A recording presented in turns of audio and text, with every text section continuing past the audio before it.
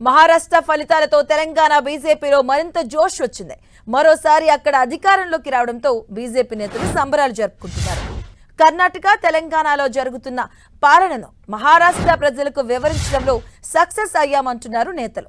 తెలంగాణ నుంచి నేతలు వెళ్లి చేసిన ప్రచారాన్ని తిప్పికొట్టడంలో బీజేపీ విజయం సాధించిందని నేతలు చెప్పుకుంటున్నారు.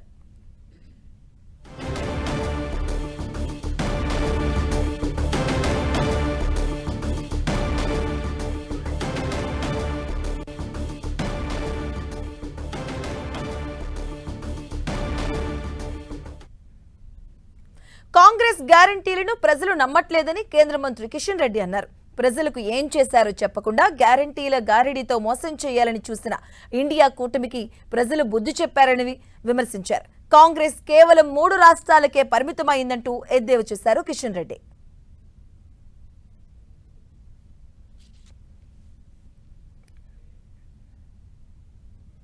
ఈ రకంగా అనేక రాష్ట్రాలలో భారతీయ జనతా పార్టీ మేము చేసినటువంటి పనిని నరేంద్ర మోడీ గారి నేతృత్వంలో ప్రజలకు చూపించి అధికారంలోకి వచ్చాము.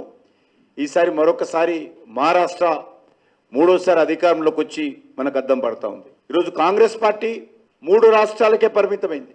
గ్యారంటీల పేరుతో మభ్యపెట్టినటువంటి తెలంగాణ, గ్యారంటీల పేరుతో మభ్యపెట్టినటువంటి కర్ణాటక, గ్యారంటీల పేరుతో దివాలా తీసినటువంటి హిమాచల్ ప్రదేశ్, 3 రాష్ట్రాలకే ఈరోజు కాంగ్రెస్ పార్టీ పరిమితమైంది.